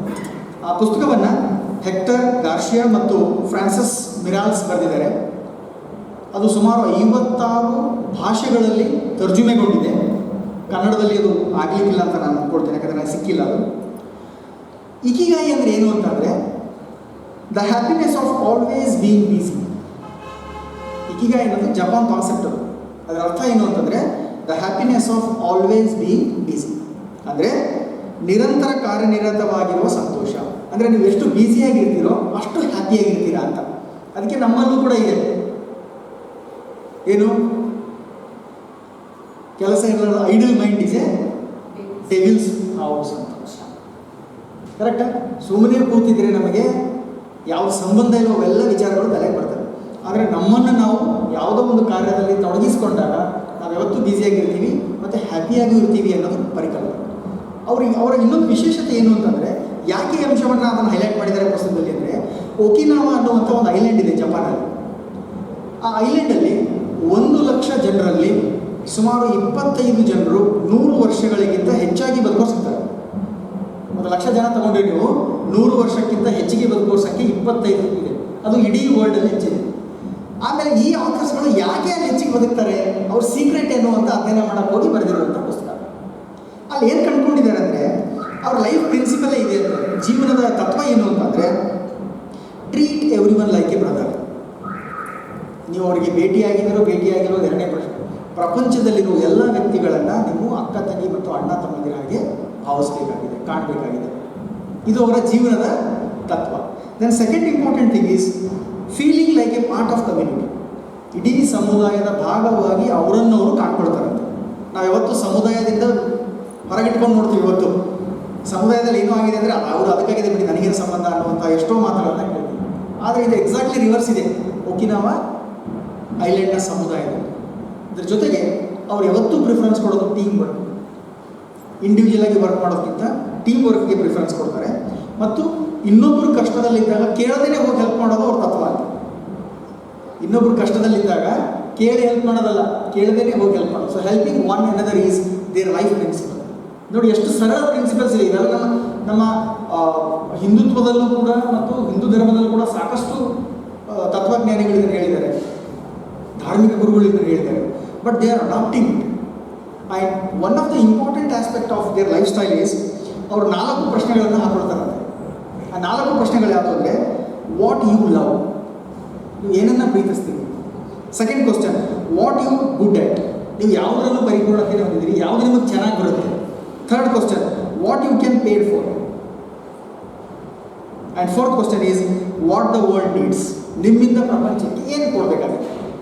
ಈ 4 ಪ್ರಶ್ನೆಗಳನ್ನು ಹಾಕೊಂಡಾಗ ಅವರು ಪಡ್ಕೊಳ್ಳುವಂಥ 4 ಉತ್ತರಗಳೇನು ಅಂದರೆ, ಪ್ಯಾಷನ್, ಮಿಷನ್, ಪ್ರೊಫೆಷನ್, ವೊಕೇಶನ್. ಈ 4ನ್ನು ನೀವು ಎಷ್ಟು ಚೆನ್ನಾಗಿ ಬಳಸ್ಕೊಳ್ತೀರೋ ಅಷ್ಟು ಚೆನ್ನಾಗಿ ನೀವು ಹ್ಯಾಪಿಯಾಗಿರೋದಕ್ಕೆ ಸಾಧ್ಯವಾಗುತ್ತೆ ಅನ್ನೋದು ಅವರ ಇಡೀ ಜೀವನದ ತತ್ವ. ಅದ್ರ ಜೊತೆಗೆ ಈ ಕೃತಿಕಾರರು ಇಡೀ ಅವರ ಜೀವನವನ್ನು ನೋಡಿ ಇಂಟರ್ವ್ಯೂಸ್ಗಳನ್ನು ಮಾಡಿಕೊಂಡು 100 ಜನ ವ್ಯಕ್ತಿಗಳ ಜೊತೆ ಮಾತಾಡಿಸಿ ಒಂದು 10 ರೂಲ್ಸ್ಗಳನ್ನು ಮಾಡಿದ್ದಾರೆ. ನಾವು ಸಂತೋಷವಾಗಿ ಜೀವನವನ್ನು ನಡೆಸಬೇಕಾದ್ರೆ 10 ರೂಲ್ಸ್ಗಳು ಯಾವ್ಯಾವು ಅಂತಂದರೆ, ಮೊದಲನೇದಾಗಿ ಕ್ರಿಯಾಶೀಲರಾಗಿರಿ, be active and don't retire. This is the first principle. ಜೀವನದಲ್ಲಿ ಯಾವತ್ತು ರಿಟೈರ್ಮೆಂಟ್ ಅನ್ನೋದು ಇರಲ್ಲ ಅಂತ ಜಾಪನೀಸ್ದಲ್ಲಿ ಇರುತ್ತೆ. ಪ್ರೊಫೆಷ್ನಲ್ ರಿಟೈರ್ಮೆಂಟ್ ಇರುತ್ತೆ ಅಥವಾ ಅಫಿಷಿಯಲ್ ರಿಟೈರ್ಮೆಂಟ್ ಇರುತ್ತೆ. ಆ ರಿಟೈರ್ಮೆಂಟ್ ಅಫಿಷಿಯಲ್ ಆಗಿರುತ್ತೆ ಹೊರತು ಜೀವನಕ್ಕಲ್ಲ ಅಂತ ಅವ್ರು ಭಾವಿಸ್ತಾರಂತೆ. ಅಂದರೆ ಅವ್ರು ಎಲ್ಲಿವರೆಗೆ ಬದುಕಿರ್ತಾರೋ ಅಲ್ಲಿವರೆಗೆ ತಾವು ಮಾಡ್ತಾ ಇರುವಂಥ ಕೆಲಸಗಳನ್ನು ನಿರಂತರವಾಗಿ ಮಾಡ್ತಿರ್ತಾರೆ. ಟೀಚರ್ ಆದವರು ಟೀಚಿಂಗ್ ಮಾಡ್ತಾನೆ ಇರ್ತಾರೆ. ರೈತರಿದ್ದರೆ ರೈತಾಪಿ ಕೆಲಸವನ್ನು ಮಾಡ್ತಾನೆ ಇರ್ತಾರೆ. ಅಥವಾ ಅವರಿಗೆ ಯಾವ ಕೌಶಲ್ಯ ಗೊತ್ತಿದೆಯೋ ಆ ಕೌಶಲ್ಯವನ್ನು ನಿರಂತರವಾಗಿ ಮಾಡ್ತಾ ಇರುವಂಥದ್ದು. So this is the very best principle. ಆದರೆ ನಮ್ಮನ್ನು ನಾವು ಓರೆ ಹಚ್ಕೊಳ್ಳೋಣ ನೋಡಿ. ಈಗ ನಮ್ಮಲ್ಲಿ ರಿಟೈರ್ಡ್ ಆದಂಥ ಎಷ್ಟು ಟೀಚರ್ಸ್ಗಳು ಪಾಠ ಮಾಡ್ತಾ ಇದ್ದೀವಿ ಇನ್ನೂ ಕೂಡ. ರಿಟೈರ್ಡ್ ಆಗೋದಕ್ಕಿಂತ ಮುಂಚೆನೇ ರೆಡಿ ಆಗಿಬಿಡ್ತೀವಿ ನಾವು, ರಿಟೈರ್ಡ್ ಆಗ್ತಾ ಇದ್ದೀವಿ ಅಂತ. So this has to be change. ನಾನು ಯಾಕೆ ಈ ಅಂಶವನ್ನು ಟೀಚರ್ಸ್ಗೆ ಅನುಕೂಲಕರವಾಗಿ ನಾನು ಇದನ್ನು ಹೇಳ್ತಾ ಇದ್ದೀನಿ ಅಂತಂದರೆ, unless we develop this attitude the society will not develop. ನಾವು ಇದರಲ್ಲಿ ಬದಲಾವಣೆಯನ್ನು ತರದೆ ಬೇರೆಯವರಲ್ಲಿ ಬದಲಾವಣೆ ತರೋದಕ್ಕೆ ಸಾಧ್ಯ ಆಗಲ್ಲ. ಸೊ ಹಾಗಾಗಿ ಈಗಾಗಲೇ ಹೇಳಿದ್ರೆ ಆ್ಯಕ್ಚುಲಿ 1% ಜನ ಮಾತ್ರ ಟೀಚರ್ ಎಜುಕೇಷನ್ ಇದ್ದೀವಿ ನಾವು ಇಡೀ ನಾವು ದೇಶದಲ್ಲಿ ಅಂತ. ಇಷ್ಟೆಲ್ಲ ರಿಸೋರ್ಸ್ಫುಲ್ನೆಸ್ನ ಹೊಂದಿ, ಇಷ್ಟೆಲ್ಲ ಕೌಶಲ್ಯಗಳನ್ನು ಹೊಂದಿ, ಯಾಕೆ ಈ ಕೌಶಲ್ಯಗಳನ್ನು ನಾವು ರಿಟೈರ್ಮೆಂಟ್ ತನಕ ಮಾತ್ರ ಕನ್ಸಿಡರ್ ಮಾಡಬೇಕಾಗಿದೆ? ನಮ್ಮ ರಿಟೈರ್ಮೆಂಟ್ ಆದಮೇಲೂ ಇದನ್ನು ಬಳಕೆ ಮಾಡಿಕೊಂಡ್ರೆ ಎಷ್ಟೋ ಜನರಿಗೆ ವಿದ್ಯಾಭ್ಯಾಸವನ್ನು ನೀಡೋ ಅವಕಾಶ ಆಗುತ್ತೆ, ಎಷ್ಟೋ ಜನರಿಗೆ ವಿಷಯಗಳನ್ನು ತಲುಪಿಸುವಂಥ ಅವಕಾಶ ಆಗುತ್ತೆ. ಸೊ ಹಾಗಾಗಿ ನಮಗೆ ಟೈಮಿಂಗ್ 10ರಿಂದ 5 ಇಲ್ಲ ಟೀಚರ್ಸ್ಗಳಿಗೆ. 62 ವರ್ಷ 60 ವರ್ಷಕ್ಕೆ ರಿಟೈರ್ಮೆಂಟ್ ಅನ್ನೋದು ಇರಬಾರ್ದು ಅನ್ನೋದು ನನ್ನ ಮಾತು. ಅಫಿಷಿಯಲಿ ನಾವು ರಿಟೈರ್ಡ್ ಆದರೂ ಕೂಡ ನಾವು ವೃತ್ತಿಯ ಪೂರ್ವಕವಾಗಿ ಅಥವಾ ವೃತ್ತಿಪರವಾಗಿ ನಾವು ನಿರಂತರವಾಗಿ ಸೇವೆಯನ್ನು ಸಲ್ಲಿಸಬೇಕಾಗಿರೋದು ನಾವು ಇವರಿಂದ ಕಲಿಬೇಕಾಗಿರುವಂಥ ಮೊದಲನೇ ಅಂಶ. ಎರಡನೇದು ಟೇಕ್ ಇಟ್ ಸ್ಲೋ ಅಂತ ಹೇಳ್ತಾರೆ, ನಿಧಾನವೇ ಪ್ರಧಾನ. Don't be too hurry in all aspects ಅಂತ. ನಾವು ಯಾವತ್ತೂ ನಮ್ಮ ನೋಡಿ ಜೀವನ ಶೈಲಿ ಹೇಗಾಗಿದೆ ಅಂದರೆ ಎಲ್ಲದರಲ್ಲೂ ಆ ಥರ ಆಗಿದೆ. ನಮ್ಗೆ ಯಾವುದಕ್ಕೂ ಟೈಮ್ ಇಲ್ಲ ಆ್ಯಕ್ಚುಲಿ. ತಿನ್ನೋದಕ್ಕೂ ಆ ಥರ, ಅಲ್ಗೋದಕ್ಕೂ ಆ ಥರ, ಓಡೋದಕ್ಕೂ, ಆಫೀಸ್ಗೆ ಹೋಗೋದಕ್ಕೂ ಆ ಥರ, ಯಾರ ಜೊತೆ ಸೇರೋದಕ್ಕೂ ನಮ್ಗೆ ಆ ಥರ ಆಗಿದೆ, ಟೈಮ್ ಇಲ್ಲ. ಸೊ ವಿಚ್ ಮೀನ್ಸ್ ಯಾವಾಗ ನೀವು ಆತುರತೆಯನ್ನು ತುಂಬ ತೋರಿಸ್ತೀರೋ ನಿಮ್ಮ ಜೀವನವೂ ಆತುರವಾಗಿ ಹೋಗ್ಬಿಡುತ್ತೆ ಅನ್ನೋದು ಅವ್ರ ವಾದ. ಯಾವಾಗ ನೀವು ನಿರಂತರವಾಗಿ ನಿಧಾನಗತಿಯಲ್ಲಿ ನಿಮ್ಮ ಜೀವನವನ್ನು ನಡೆಸೋ ಪ್ರಯತ್ನವನ್ನು ಮಾಡ್ತೀರೋ, ಮಾಡುವಂಥ ಕೆಲಸದಲ್ಲಿ ನೀವು ಪ್ರೀತಿಯನ್ನು ಇಟ್ಕೊಂಡು ಮಾಡ್ತೀರೋ, ಅದು ನಿಮ್ಮ ಆಯಸ್ಸು ಕೂಡ ನಿಧಾನವಾಗಿ ಮುಂದೆ ಹೋಗ್ತಾ ಇರುತ್ತೆ ಅಂತ. ಸೊ ಹಾಗಾಗಿ ಅದು ಕೂಡ ನಾವು ಕಲಿಬೇಕಾಗಿರುವಂಥ ಅಂಶ. ಎಲ್ಲಿ ನಿಧಾನತೆ ಬೇಕೋ ಅಲ್ಲಿ ನಿಧಾನತೆಯನ್ನು ಮಾಡೋಣ, ಎಲ್ಲಿ ಮಾಡುವಂಥ ಕೆಲಸಗಳಲ್ಲಿ ಪ್ರೀತಿ ವಿಶ್ವಾಸವನ್ನು ತೋರಿಸೋಕ್ಕೆ ಸಾಧ್ಯನೋ ಅದನ್ನು ಕೂಡ ಇಟ್ಕೊಳ್ಳುವಂಥದ್ದು ನಾವು ಅವರಿಂದ ಕಲಿಬೇಕಾಗಿರೋದು. ಜೊತೆಗೆ ಡೋಂಟ್ ಫಿಲ್ ಯುವರ್ ಸ್ಟಮಕ್ ಅಂತ ಹೇಳ್ತಾರೆ. ತಿನ್ನೋದೊಂದು ಚಟ ಬಿದ್ದುಬಿಟ್ಟಿದೆ ಜನ್ರೇಷನ್ಗೆ. ತಿನ್ನೋದು ತಿನ್ನು ಯಾರಿಗಾದ್ರೂ ಹಾಳು ಮಾಡಬೇಕಾದ್ರೆ ತಿನ್ನಿಸ್ಬೇಕಷ್ಟೇ. ಇವತ್ತು ಹಂಗೆ ಇದೆ ಪರಿಸ್ಥಿತಿ. ನೀವು ಏನು ಮಾಡಬೇಡಿ, ಬೈಬೇಡಿ, ಅವ್ರಿಗೆ ಏನು ಮಾಡಬೇಡಿ, ಏನೂ ಕಸ್ಕೋಬೇಡಿ, ತಿನ್ನಿಸಿ ಅಷ್ಟೇ. ಆದರೆ ಜಪಾನ್ನ ಜನಾಂಗ ಏನು ಮಾಡ್ತಾ ಇದೆ ಅಂತಂದರೆ, they say that only 80% of the stomach is okay or food is okay for your stomach. 80% food ಮಾತ್ರ ತಗೊಳ್ಳಿ, 20% ಖಾಲಿ ಇಟ್ಕೊಳ್ಳಿ ಅಂತ. Because the stomach will not require to be filled completely ಅನ್ನೋದು ಒಪ್ಪಲ್ಲ. This is also one of the important principle we have taught about. Take less food and live long. Then the fourth important principle is or the rule is surround your self with the friends ಅಂತ. ಸಾಧ್ಯವಾದಷ್ಟು ನಿಮ್ಮ ಸ್ನೇಹಿತರನ್ನ ಜೊತೆಗೆ ಇಟ್ಕೊಳ್ಳಿ ಅಥವಾ ಸ್ನೇಹಿತರೊಂದಿಗೆ ಜೀವನ ಕಳೀರಿ ಅಂತ. ಯಾಕೆ ಅಂದರೆ you can comment, you can care, you can suggest something and you can expect some help also from them and you can help them also. So lot of things can be done with the help of friends. ಆದರೆ ಯೋಚನೆ ಮಾಡಿ, ನಾವೇ ಪ್ರಶ್ನೆ ಹಾಕೋಣ, ಎಷ್ಟು ಜನ friends ಇದ್ದಾರೆ ನಮಗೆ ಅಂತ. ನಾನು ಸಾಕಷ್ಟು ಬಾರಿ ಪರ್ಸನಾಲಿಟಿ ಡೆವಲಪ್ಮೆಂಟ್ ರಿಲೇಟೆಡ್ ಇಶ್ಯೂಸ್ಗಳು ಮಾತಾಡೋದು ಕೇಳ್ತಿರ್ತೇನೆ. ಆ್ಯಕ್ಚುಲಿ ಒಂದ್ಸರಿ ನೋಟ್ ಮಾಡ್ಕೊಂಡ್ಬಿಡಿ, ನಾವೇ ನೋಟ್ ಮಾಡ್ಕೊಂಡು ಎಷ್ಟು ಜನ ನನ್ನ ಕ್ಲೋಸ್ ಫ್ರೆಂಡ್ಸ್ ಇದ್ದಾರೆ, ಅವ್ರಿಗೋಸ್ಕರ ನಾನು ಏನು ಬೇಕಾದರೂ ಮಾಡಬಲ್ಲೆ. ಎಷ್ಟು ಜನ ನನಗೆ ಫ್ರೆಂಡ್ಸ್ ಇದ್ದಾರೆ, ಅವ್ರು ಏನು ಬೇಕಾದರೂ ನನಗೆ ಮಾಡ್ತಾರೆ. ಬಹಳ ಕಡಿಮೆ ಸಂಖ್ಯೆಯಲ್ಲಿ ನಮಗೆ ಸಿಗ್ಬೋದು. ಯಾಕೆಂದರೆ ಆ ಸ್ನೇಹದ ಬಲೆಯಿಂದ, ಸ್ನೇಹದ ಸೆಲೆಯಿಂದ ನಾವು ಬಹಳ ದೂರ ಬಂದುಬಿಟ್ಟಿದ್ದೀವಿ ಅನ್ಸುತ್ತೆ. ಎಷ್ಟೋ ಬಾರಿ ಚಿಕ್ಕವರಿದ್ದಾಗ ಬಹಳ ಸ್ನೇಹಿತರಿದ್ರು, ಹಾಗೆ ಜಾಸ್ತಿ ಕಲಿತಾ ಬಂದು ಆ ಸ್ನೇಹಿತರ ಸಂಖ್ಯೆ ಕಡಿಮೆ ಆಗ್ತಾ ಇದೆ ಅಂತ ಅನ್ಸುತ್ತೆ. ಹಾಗಾಗಿ ಸ್ನೇಹ ಅನ್ನುವುದು ಬರೀ ನಾವು ಸಹಪಾಠಿಗಳೊಂದಿಗೆ ಇಟ್ಕೊಳ್ಳೋದು ಅಷ್ಟೇ ಅಲ್ಲ. ನಮಗಿಂತ ಚಿಕ್ಕವರು ಸ್ನೇಹಿತರಾಗ್ಬೋದು, ನಮಗಿಂತ ದೊಡ್ಡವರು ಸ್ನೇಹಿತರಾಗ್ಬೋದು. ಆ ಸ್ನೇಹಮಯಿಯಾಗಿರ್ತಕ್ಕಂಥ ಹೃದಯ ಇಟ್ಕೊಳ್ಳೋದು ಬಹಳ ಮುಖ್ಯ ಆಗುತ್ತೆ. ಹಾಗಾಗಿ ಆ ಸ್ನೇಹಿತರನ್ನ ನಾವು ಹೊಂದೋದು ಕೂಡ ಒಂದು ಲಾಂಗ್ ಡ್ಯೂರೇಷನ್ ಲೈಫ್ ಲೀಡ್ ಮಾಡೋದಕ್ಕೆ ನಮ್ಗೆ ಹೆಲ್ಪ್ ಆಗುತ್ತೆ. ಅದು ಕೂಡ ಬೇಕು ಅನ್ನುವಂಥದ್ದು ಹೇಳ್ತಾರೆ. ಜೊತೆಗೆ ಮುಂದಿನ ಬರ್ಡೇಗೆ ಗಟ್ಟಿಯಾಗಿರಿ ಅನ್ನೋದು ಒಂದು ಸಲಹೆ. Try to be strong for your next birthday ಅಂತ. ನಾವು ಪ್ರತಿ ವರ್ಷ ಬರ್ಡೇನ ಆಚರಿಸ್ಕೊಳ್ತಾ ಇದ್ದೀವಿ, ಎಸ್ ಫೈನ್. ಆದರೆ ಈ ವರ್ಷಕ್ಕಿರುವಂತಹ ಗಟ್ಟಿತನ ಮುಂದಿನ ವರ್ಷಕ್ಕೂ ನನಗಿರುತ್ತಾ ಅಂತ ಪ್ರಶ್ನೆ ಯಾರನ್ನಾದ್ರೂ ಕೇಳ್ಕೊಂಡ್ರೆ ಮೋಸ್ಟ್ಲಿ ಇರ್ಲಿಕ್ಕಿಲ್ವೇನೋ ಅಂತ ಹೇಳ್ತೀವಿ ಎಲ್ಲರೂ ಇದು. ಆದರೆ ಆ ಜಪಾನ್ನ ಜನ ಏನು ಹೇಳ್ತಾ ಇದ್ದಾರೆ ಅಂತಂದರೆ, ಸಾಧ್ಯವಾದಷ್ಟು ನಿಮಗೆ ಎಷ್ಟು ಶಕ್ತಿ ಬೇಕೋ ಅಷ್ಟು ಮಾತ್ರ ಬಳಸ್ಕೊಳ್ಳಿ, ಹೆಚ್ಚಿಗಿರುವಂತಹ ಆ ಮಸಲ್ಸ್ಗಳನ್ನು ತೆಗೀರಿ. ಅನಾವಶ್ಯಕವಾಗಿರುವಂತಹ ಮಸಲ್ಸ್ ಬೇಡ ಅಂದರೆ ನಮಗೆ ಫುಡ್ ಬೇಕಾಗಿಲ್ಲ ಅನ್ನೋ ಅರ್ಥ. ಸೊ ಹಾಗಾಗಿ ಪ್ರತಿ ವರ್ಷ ನೀವು ಒಂದೊಂದು ವರ್ಷ ನೀವು ಕಳೀತಾ ಇದ್ದೀರಾ ಅಂತಂದರೆ try to be strong for the next birthday ಅಂತ. ಈ ವರ್ಷಕ್ಕಿರುವಂಥ ಶಕ್ತಿ ಸಾಮರ್ಥ್ಯ ನಿಮಗೆ ನೆಕ್ಸ್ಟ್ ವರ್ಷವೂ ಕೂಡ ಇರೋ ಹಾಗೆ ಆಗಬೇಕು ಅನ್ನೋದು. ಸೊ ಹಾಗಾಗಿ ಉತ್ಸುಕತೆಯಿಂದ ಇರಿ, ಹೆಚ್ಚಾಗಿ ನಿಮ್ಮ ದೇಹವನ್ನು ಸದೃಢವಾಗಿ ಇಟ್ಟುಕೊಳ್ಳಿ ಅನ್ನುವಂಥದ್ದು ಕೂಡ ಅವರ ಒಂದು ರೂಲ್ ಆಗಿದೆ. ಜೊತೆಗೆ 6th important rule is smile always. ಎಲ್ಲರಿಗೂ ಕಷ್ಟ ಇದೆ ಪ್ರಪಂಚದಲ್ಲಿ, ಇಲ್ಲ ಅಂತ ಹೇಳ್ತಾ ಇಲ್ಲ. ಆದರೆ ಇರುವಂತಹ ಕಷ್ಟಗಳನ್ನು ಸರಿದೂಗಿಸಿ ಎಲ್ಲರೊಂದಿಗೆ ನಗುವಿನ ಮನೋಭಾವನೆಯಿಂದ ನೀವು ಇದ್ದಾಗ ಮಾತ್ರ ನಿಮಗೆ ಹೆಚ್ಚಿನ ಸ್ನೇಹಿತರು ಇರ್ತಾರೆ, ನಿಮಗೆ ಸ್ಪಂದಿಸಲು ಹೆಚ್ಚಿಗೆ ಸಿಗ್ತಾರೆ. ಅದು ವಿಶೇಷವಾಗಿ ಶಿಕ್ಷಕರು ಸ್ಮೈಲಿ ಫೇಸಲ್ಲೇ ಇರಬೇಕು ಇವತ್ತು ನನಗನ್ಸಿದ ಮಟ್ಟಿಗೆ. ಯಾಕೆಂದರೆ ಸ್ಮೈಲ್ ಅಟ್ರಾಕ್ಟ್ಸ್ ದ ಹಾರ್ಟ್ಸ್. ಕೋಪ ಮಾಡ್ಕೊಂಡಾಗ ಯಾವುದೋ ಅಟ್ರಾಕ್ಷನ್ ಇರಲ್ಲ ವ್ಯಕ್ತಿಗೆ, ದೂರ ಹೋಗ್ತಾರೆ. ಕೋಪ ಇವತ್ತು ರಿಪಲ್ಷನ್ನ ಸಂಕೇತ, ಸ್ಮೈಲ್ ಇವತ್ತು ಅಟ್ರಾಕ್ಷನ್ನ ಸಂಕೇತ ಅಲ್ವಾ? ಹಾಗಾಗಿ ಶಿಕ್ಷಕರು ವಿದ್ಯಾರ್ಥಿಗಳನ್ನು ಪ್ರೀತಿಸಬೇಕಾಗುತ್ತೆ. ವಿದ್ಯಾರ್ಥಿಗಳನ್ನು ಪ್ರೀತಿಸಬೇಕಾದ್ರೆ ನಾವು ಸ್ಮೈಲಿ ಫೇಸನ್ನು ಇಟ್ಕೊಳ್ಬೇಕು. That is also one of the important principle for us.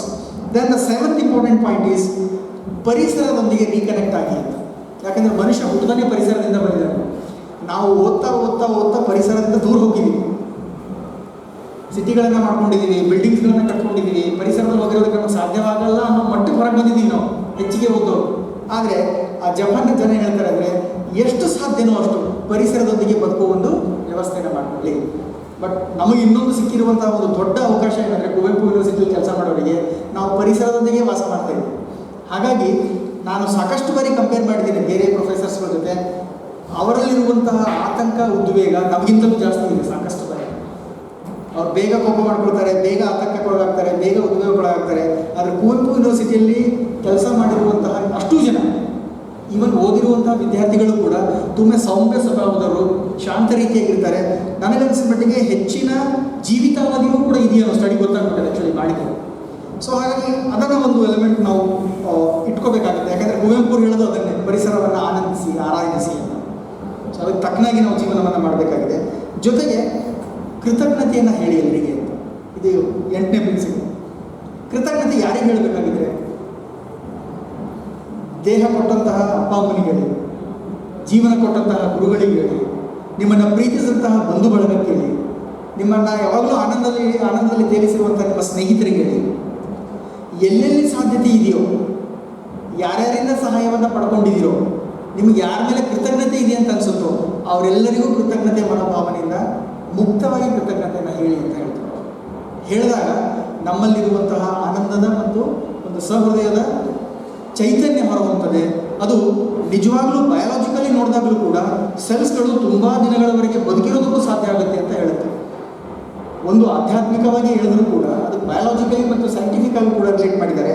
ಹಾಗಾಗಿ ಜೀವ ಮತ್ತು ಜೀವನ ನೀಡಿರುವಂತಹ ಅಷ್ಟೂ ಜನರಿಗೆ ಇವತ್ತು ನೀವೆಲ್ಲರೂ ಹೇಳಿದ್ರೆ, ಆ್ಯಕ್ಚುಲಿ ನೀವು ಕಲಿಸಿರುವಂಥ ಶಿಕ್ಷಕರು ನಿಮ್ಗೆ ಇವತ್ತು ಇಲ್ಲಿ ನಿಲ್ಲಿಸಿದ್ದಾರೆ ಅಂತ ನೀವು ಅವ್ರಿಗೆ ಕೃತಜ್ಞತೆ ಸಲ್ಲಿಸಿದ್ರಿ, ಸ್ಮರಿಸ್ಕೊಂಡ್ರಿ. ನಿಜವಾಗ್ಲೂ ನಾನು ಕೂಡ ಅಷ್ಟೇ ಸಾಕಷ್ಟು ಬಾರಿ ನಮ್ಮ ಶಿಕ್ಷಕರ ಹೆಸರುಗಳನ್ನು ತಗೊಳ್ತಾ ಇರ್ತೇನೆ. ಅದು ಪ್ರೈಮರಿ ಸ್ಕೂಲಿಂದ ಹಿಡಿದು ಯೂನಿವರ್ಸಿಟಿ ಲೆವೆಲ್ವರೆಗೆ ಕಲಿಸಿರುವಂಥ ಎಲ್ಲ ಶಿಕ್ಷಕರು, ನನ್ನ PhD ಮಾರ್ಗದರ್ಶಕರಾಗಿರ್ಬೋದು ಮತ್ತು ಇನ್ನುಳಿದ ಎಲ್ಲರೂ ಕೂಡ ಜೀವ ಕೊಟ್ಟಂಥ ಪೇರೆಂಟ್ಸ್ಗಳಿಗೆ ಒಂದು ಕಡೆ ಆದರೆ ಇಡೀ ಜೀವನವನ್ನು ರೂಪಿಸಿರುವಂತಹ ಎಲ್ಲರಿಗೂ, ಸ್ನೇಹಿತರು ಕೂಡ ಸಾಕಷ್ಟು ಬಾರಿ ನಮ್ಗೆ ಸಹಾಯವನ್ನು ಮಾಡಿರ್ತಾರೆ, ತಿದ್ದಿರ್ತಾರೆ. ಸೊ ಅಂತ ಎಲ್ಲರೂ ನೆನೆಸ್ಕೊಳ್ಳುವಂಥ ಕೆಲಸವೂ ಕೂಡ ನಾವು ಮತ್ತೆ ಮತ್ತೆ ಮಾಡಬೇಕಾಗಿದೆ. ಅದರ ಜೊತೆಗೆ ಪ್ರಸ್ತುತದಲ್ಲಿ ಬದುಕಿ ಅಂತ, ಲಿವ್ ಇನ್ ದ ಪ್ರೆಸೆಂಟ್. ವರ್ತಮಾನದಲ್ಲಿ ಬದುಕೋದು ಕೂಡ ಒಂದು ಶಕ್ತಿ. ಪಾಸ್ಟಲ್ಲಿ ಏನಾಗಿದೆ ಅನ್ನೋದು ನಾವು ಏನೂ ಮಾಡೋಕ್ಕಾಗಲ್ಲ. It has been gone already. No one can change the past. Don't regret for it. ಒಮ್ಮೆ ಘಟಿಸಿರುವಂತಹ ಘಟನೆಯನ್ನು ಬದಲಾವಣೆ ಮಾಡೋಕ್ಕೆ ಸಾಧ್ಯ ಇಲ್ಲ ಅಂದಮೇಲೆ ಅದ್ರ ಬಗ್ಗೆ ಚಿಂತಿಸಿ ಉಪಯೋಗವಿಲ್ಲ. ಅದನ್ನು ಬಿಡಿ.